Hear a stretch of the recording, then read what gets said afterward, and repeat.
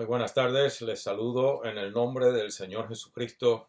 Soy el pastor Teodulo Cañizares Iglesias, junto a mi esposa Ileana, pues por la gracia de Dios pastoreamos la Iglesia Centro Cristiano Emanuel en Lake City, el estado de la Florida. Y bueno, por razones de la pandemia, hemos tenido que recurrir a un par de servicios vía virtual. Pues lamentablemente unos 3 miembros de la congregación fueron contaminados en sus respectivos trabajos, nos avisaron con tiempo y ya eso pasó hace una semana y algo, y de manera que decidimos cerrar el domingo pasado y también este domingo para dar inclusive mucho más tiempo del requerido para la cuarentena. Pues obviamente por eso hoy pues tampoco estamos reunidos en la iglesia, sino que estamos teniendo o poniendo el mensaje de la palabra vía internet. Y agradecemos muchísimo su atención, su tiempo de compartir la palabra con nosotros, y esperamos en Dios que usted sea grandemente bendecido, sea miembro de la iglesia, sea hermano en Cristo en cualquier otra parte del mundo o amigo también de la iglesia. Esperamos que Dios le edifique de la misma manera que nos edifica a nosotros por medio de su palabra. Yo le invito que hoy me acompañe al Evangelio según el apóstol Juan, y vamos a estar leyendo del verso 6 al 13, aunque nos enfocaremos más en el verso 9, pues este es un pasaje de la Escritura. Nosotros estamos llevando un estudio casualmente del Evangelio de Juan y también del libro de Apocalipsis en la iglesia, y esto es parte de esa pues tarea que tenemos delante. Ya hemos discutido ampliamente los primeros 5 versos de este maravilloso Evangelio según Juan, y hoy pues continuaremos en lo que ya pues hemos también cubierto, el verso 6, versos 7 y 8 de este pasaje, pero lo volveremos a leer para procurar brevemente recapitular dónde estamos y pues ver cómo con la ayuda del Espíritu Santo cubrimos lo que nos hemos puesto a cubrir hoy. Pues le invito por favor que me acompañe al Evangelio según Juan, y vamos a leer el pasaje completo, el pasaje que tenemos delante, y esperamos en Dios cubrirlo, no todo hoy, pero eventualmente entre hoy y el domingo que viene o el otro. Leemos así en el nombre del Padre, del Hijo y del Espíritu Santo, y dice Juan capítulo 1, versos 6 al 13. Hubo un hombre enviado de Dios, el cual se llamaba Juan. Y obviamente aquí no está hablando de Juan el apóstol, sino de Juan el Bautista. Este vino por testimonio para que diese testimonio de la luz, a fin de que todos creyesen por él. No era él la luz, sino para que diese testimonio de la luz, aquella luz verdadera que alumbra a todo hombre. Venía a este mundo. En el mundo estaba, y el mundo por él fue hecho, pero el mundo no le conoció. A los suyos vino, y los suyos no le recibieron. Mas a todos los que le recibieron, a los que creen en su nombre, les dio potestad de ser hechos hijos de Dios, los cuales no son engendrados de sangre, ni de voluntad de carne, ni de voluntad de varón, sino de Dios. Amantísimo Padre, te exaltamos y te glorificamos en este día, y te damos gracias por el privilegio de poder compartir tu palabra con todas las personas que en esta hora se conectan con nosotros. Gracias sobre todas las cosas porque nos has salvado. Diste a tu unigénito Hijo, nuestro Señor Jesucristo, en rescate por nosotros. Él dio toda su vida derramando su sangre hasta la última gota sobre el madero para perdonar nuestros pecados, limpiarnos de ellos y darnos vida eterna y reconciliación contigo. Gracias en el nombre de Jesucristo, Señor Padre. Te pedimos, Señor Espíritu Santo, que ilumines nuestros entendimientos y nuestros corazones a cada individuo en esta hora, para que tu palabra sea siendo de bendición, de edificación y de salvación a todo aquel que la escuche. En el nombre de Jesucristo, amén. Bueno, pues Como dije en la salutación, este es un pasaje en el Evangelio según Juan que tenemos delante. Ya hemos cubierto prácticamente los versículos 6, 7 y 8, pero a modo de, con el propósito de recapitular un poco para poder entrar en esencia en lo que queremos llegar hoy, que es el verso 9. En el primer encuentro, en el primer domingo que compartimos esta parte, hice énfasis en la importancia que la ley divina, la ley de Dios, específicamente en los libros del Antiguo Testamento, como el libro de Levíticos y Deuteronomio, pone gran énfasis en el testimonio de testigos. Según la ley, nadie podía juzgar o acusar ni cosa que lo parezca a ninguna persona excepto por el testigo de dos o más personas. Es decir, sin el testimonio convincente de dos o más testigos era imposible en cuanto a la demanda de la justicia. Era imposible en una manera justa y equitativa poder arribar a un veredicto correcto y ministrar justicia en ese caso. No habiendo testigos, pues para el jurado o el juez es prácticamente imposible cumplir con la justicia. De manera que en este escenario, Juan presenta en estos textos algo parecido, aunque él no lo hace con el propósito de presentar, diríamos, el drama de una corte para entretener a sus lectores, sino que el propósito de Juan es que usted, que yo, nos sumerjamos en su evangelio y que arribemos a una convicción donde seamos capaces de expresar también un veredicto, una decisión personal sobre el testimonio del Señor Jesucristo. Aquí en este pasaje, pues, Juan presenta en estos textos, ya en Juan 1, del verso 1 al 5, él nos ha dado una descripción de nuestro Señor Jesucristo como la palabra o el verbo eterno, como la segunda persona de la Trinidad divina y como el creador de todo lo que ha sido creado. Juan también ha dicho que en el Señor Jesús está la vida y la vida era la luz de los hombres. Y en el verso 5 presenta el conflicto entre la luz y las tinieblas, y este conflicto continúa a lo largo de todo su libro. En este pasaje también Juan introduce el testimonio de Juan el Bautista, el cual vimos detalladamente, y no puedo volver a cubrir todo esto, pero vimos cómo Dios levanta, hace cumplimiento de profecías que fueron, pues, una de ellas fue profetizada, tanto la persona como el ministerio de Juan el Bautista, por el profeta Isaías, prácticamente 700 a 750 años antes de la primera venida del Señor Jesucristo.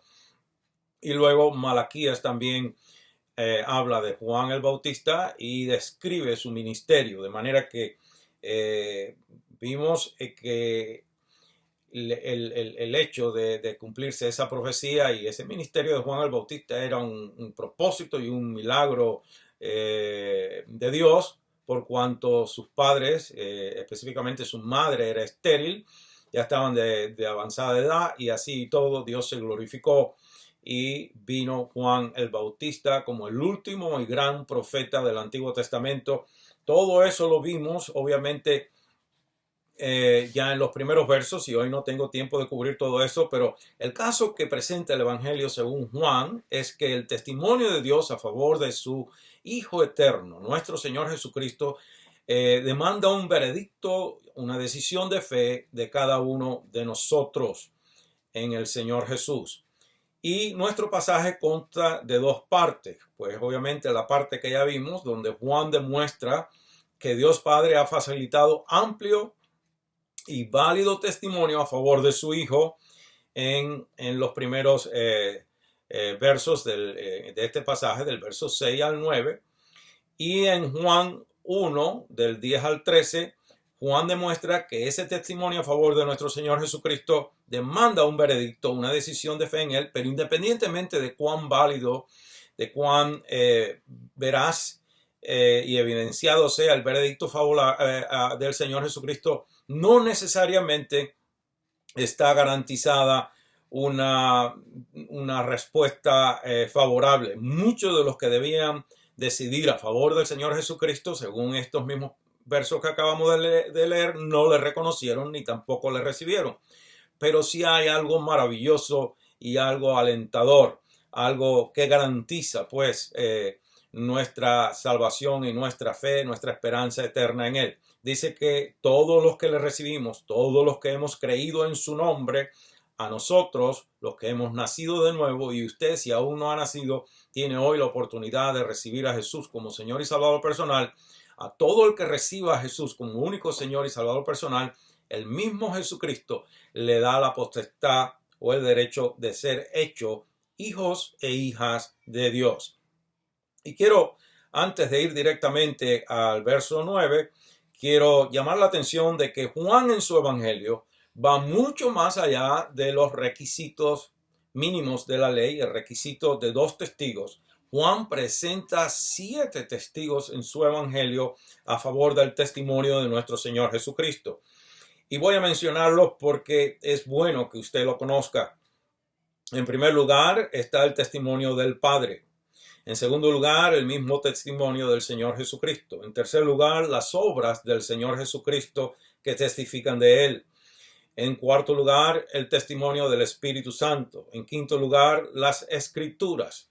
El testimonio de las Escrituras. En sexto lugar, el testimonio de Juan el Bautista. Y en séptimo lugar, una gran variedad de testigos, tales como los discípulos, que según las Escrituras eran unos 500, incluyendo la mujer samaritana. De manera que Juan el apóstol provee sobreabundancia de testigos válidos en cuanto al testimonio del Hijo eterno de Dios, nuestro Señor Jesucristo. Pero para nuestro pasaje nos enfocaremos solamente en el testimonio, o ya cubrimos el testimonio de Juan el Bautista y el del Señor Jesucristo. En nuestro pasaje pues tenemos el primer punto, y parte de ese primer punto, o como segunda parte del primer punto, es que como la luz verdadera, el Señor Jesucristo da testimonio, prueba de quién Él es. En Juan 1:9 lee así, dice: aquella luz verdadera que alumbra a todo hombre venía a este mundo. Cuando estudiamos los primeros 5 versos, vimos que nuestro Señor Jesucristo es la palabra o el verbo eterno y la vida. Y usted puede notar que en este verso 9 Él es la luz verdadera. Preste atención porque no dice una luz, sino la luz verdadera. El verso 4 dice de Él: y la vida era la luz de los hombres. Y después los versos del 4 al 9 se refieren a nuestro Señor Jesucristo 5 veces como la luz verdadera. Tratemos de ver cómo esta realidad de la luz está tan estrechamente relacionada con nuestro Señor Jesucristo. Cuando pensamos en la luz, la consideramos en su más simple manifestación, pues como algo a lo que estamos acostumbrados, obviamente, y que por tal razón no valoramos o no apreciamos, excepto que nos falte, como es claro en todas las cosas. En este mundo hay luz y hay tinieblas, eso es obvio. Y lo entendemos sin necesidad de una explicación científica, por supuesto. Pero cuando se trata de un caso como este, en el que el término luz se usa para describir al Señor Jesucristo, tenemos que escudriñar mucho más profundo para ver qué nos quiere demostrar o mostrar el Espíritu Santo. Nosotros percibimos la luz en un estado aparente estático, es decir, algo que no se mueve, algo que está ahí, estacionario, fijo. Unas veces el día es más claro, otras veces el día es más oscuro, como está sucediendo hoy mismo. Y si estamos en una habitación, la luz está encendida o prendida o está apagada. La luz está presente o ausente. Y vemos la luz, como dije, algo estático, algo inmovible, algo que está ahí parado. Este concepto de la luz está tan lejos de la verdad como el occidente está del Oriente. Una definición científica de la luz nos puede ayudar a entender un poquito mejor esto para después aplicarlo a lo que estamos tratando de aprender de nuestro Señor Jesucristo. La verdad es que la luz es energía. La ciencia define la luz como energía electromagnética, como energía luminosa, como energía radiante. Y contraria a ser estática, sabemos que la luz se mueve a una asombrosa velocidad de 300.000 kilómetros por segundo. Dicen que la luz es, en cierto grado, es indescriptible en cuanto a su poder, pero más aún en cuanto a la fuente de su poder. En cuanto a la fuente de su poder. Recuerden que uno de los nombres de nuestro Señor Jesucristo es admirable, según está registrado en Isaías, en Isaías capítulo 6, verso 9. Admirable, el nombre que invoca la idea de un asombroso o majestuoso esplendor y para cuya descripción no existen palabras lo suficientemente adecuadas en el lenguaje humano. No entraremos a los términos empleados por la ciencia para expresar su incapacidad para explicar la fuente de la cual la luz adquiere su velocidad y especialmente su propia existencia. La ciencia hasta el día de hoy no ha sido capaz de explicar el misterio de la luz. Sin embargo, sabemos que la luz es una onda que se mueve, como dije, a 300.000 kilómetros por segundo. Y cuando esa onda llega a la retina del ojo, hace las cosas visibles. Es decir, hace que usted pueda ver, ilumina las cosas. Todos los colores dependen de la luz. Donde hay luz podemos ver, donde no hay luz no podemos ver. Cuando consideramos la luz en estos términos, la vemos o la consideramos desde el punto de vista, diríamos, aplicable al eterno Hijo de Dios, nuestro Señor Jesucristo, cuyo poder divino hace todo visible en el ámbito espiritual. Cuando la luz espiritual del Señor Jesucristo toca el alma, toca la conciencia del individuo, la cual es semejante al ojo, entonces todo en la vida de ese individuo es iluminado. Todo en la conciencia de ese individuo cobra sentido, tiene propósito, ve las cosas que antes no podía ver. ¿Por qué razón? Porque la luz del Señor Jesucristo echa fuera las tinieblas. En el principio, Dios quiso que el hombre viera con la conciencia, a través de los ojos, pero con la conciencia. Y la conciencia, precisamente porque la conciencia es el conocimiento de Dios implantado en el hombre. Por eso Dios quería que el hombre viera a través de los ojos, con la conciencia a través de los ojos. Pero el hombre pecó, y desde el instante que el hombre pecó, comenzó a ver con los ojos divorciado de la conciencia.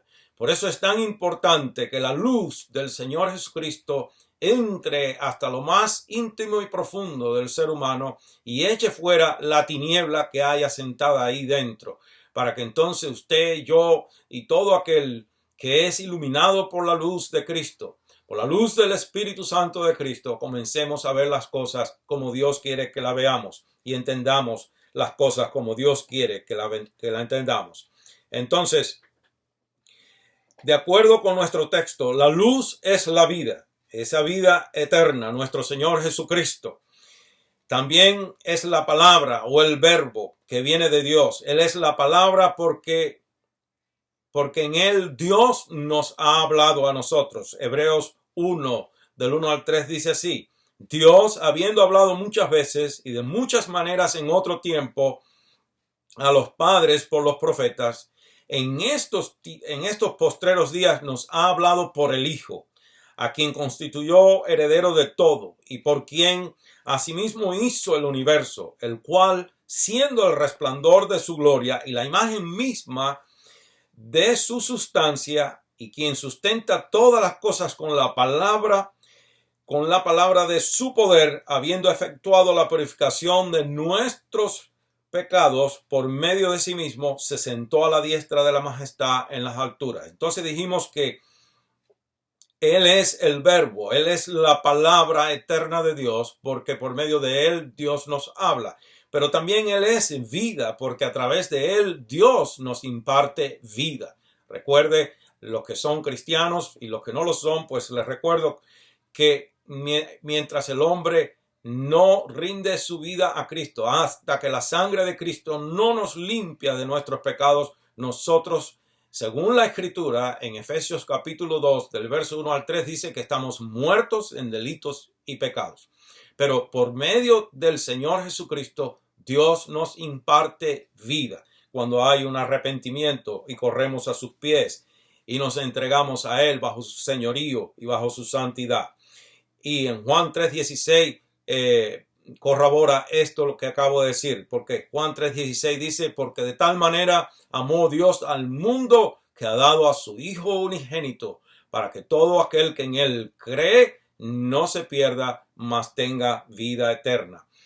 Entonces, nuestro Señor Jesucristo no solamente es la palabra, no solamente es el verbo eterno de Dios, ni no solamente es la vida, sino que también Él es la luz, porque por Él todas las cosas son iluminadas, tanto en el ámbito material como en el ámbito espiritual. En Génesis 1:3 la Escritura dice, y dijo Dios, sea la luz, y fue la luz. Ahí está. Los científicos no han podido descifrar el misterio de la luz, su poder y la fuente de su poder, porque se niegan a creer el testimonio de la palabra de Dios. Y todo esto podemos resumirlo en que sin el Señor Jesucristo no hubiese comunicación con Dios. Sin el Señor Jesucristo no habría vida. Sin el Señor Jesucristo tampoco hubiese luz en el mundo.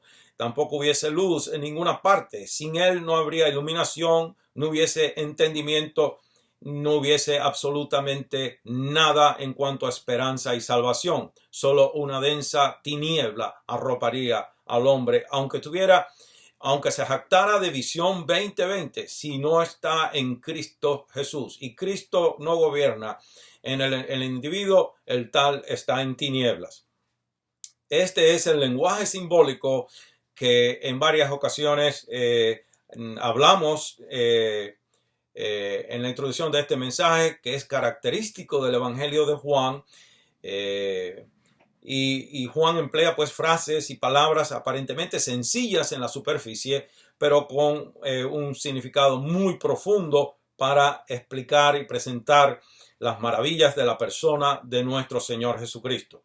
De acuerdo con las palabras del apóstol Juan, nuestro Señor Jesucristo, o sea, su poder divino, que todo lo ve, todo lo escudriña, todo lo sabe, se mueve a una velocidad infinita. Ni siquiera la velocidad de la luz se compara, iluminando con brillante esplendor el ámbito tanto espiritual como material del individuo y dispersando las tinieblas que en otro tiempo de las cuales éramos presa nosotros en otro tiempo. El verbo es la vida, quien es también la luz que echa fuera las tinieblas. Y el verso 5 dice que las tinieblas no prevalecieron contra la luz.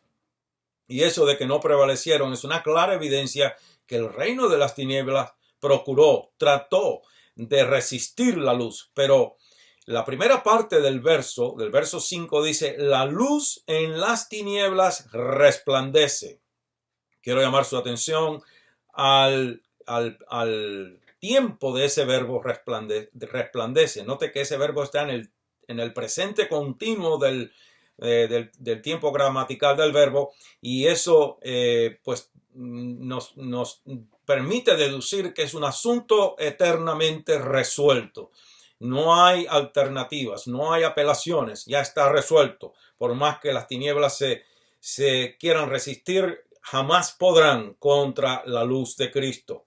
Por eso, cuando usted y yo y todo el que ha rendido su corazón a Cristo, todo el que ha sido lavado y redimido por la sangre preciosa de Cristo, fuimos rescatados del reino de las tinieblas y trasladados al reino del eterno Hijo de Dios. Yo le invito a que me acompañe, por favor, a Colosenses capítulo 1 en Colosenses y el verso 12 al 14 dice, con gozo, dando gracias al Padre que nos hizo aptos para participar de la herencia de los santos en luz. Ahí tenemos nuevamente en luz, el cual nos ha librado de la potestad de las tinieblas. Ahí está el conflicto entre la luz y las tinieblas. Pero gloria a Dios que nuestro Señor Jesucristo ha triunfado eternamente sobre el reino de las tinieblas. Y dice, y trasladado al reino de su amado Hijo, en quien tenemos redención por su sangre, el perdón de pecados. Lo leo sin interrupciones nuevamente, con gozo, dando gracias al Padre, que nos hizo aptos para participar de la herencia de los santos en luz, el cual nos ha librado de la potestad de las tinieblas y trasladado al reino de su amado Hijo, en quien tenemos redención por su sangre, el perdón de pecados. Gloria a su nombre. Ahí está. Fuera de Cristo, todo es tinieblas. Aún en el mundo religioso, cualquiera que sea la religión, no importa la pompa, no importa lo ostentoso de la religión, si Cristo no es el centro de esa religión o de esa fe, cualquiera que sea, está en densa tiniebla, porque solo Cristo imparte luz a todas las cosas. Entonces, Juan, bajo inspiración divina, nos presenta a aquel que todo lo ilumina, y se refiere a él como la luz 6 veces en este corto pasaje. Y Juan vuelve a referirse al Señor Jesucristo como la luz, como veremos en otros pasajes obviamente, pero en estos primeros versos de su evangelio se refiere a él 6 veces como la luz verdadera.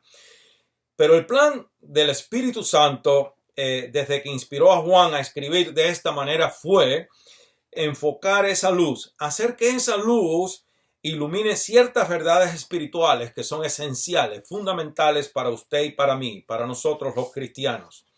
Entonces, comenzando desde la introducción del libro y a lo largo del mismo, el Espíritu Santo enfoca esa luz para que alumbre donde tiene que alumbrar, obviamente, para que nosotros podamos entender ciertas realidades, ciertas verdades que son indispensables para nosotros como cristianos. En esta sección o pasaje, la luz de Cristo va a alumbrar o iluminar la naturaleza del verdadero ministerio cristiano.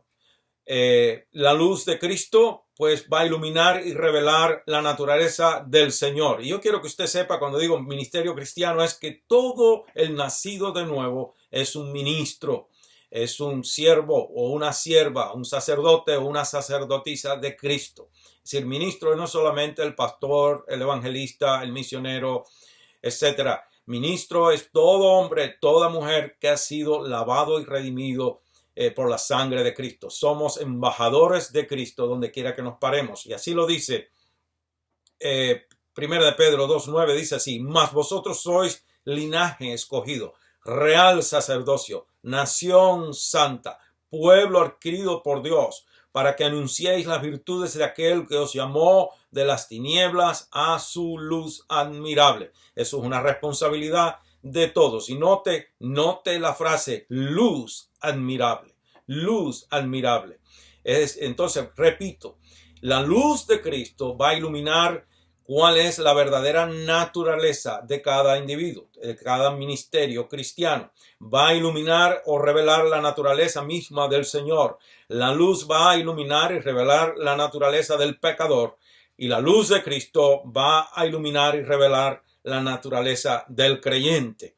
Entonces, nosotros veremos la verdad acerca del ministerio cristiano. Nosotros veremos la verdad acerca del mismo Señor Jesucristo. Veremos la verdad acerca del pecador y veremos la verdad acerca del nacido de nuevo, del creyente, en la medida que esa luz alumbra esas verdades. Y esa luz es el mismo Señor Jesucristo.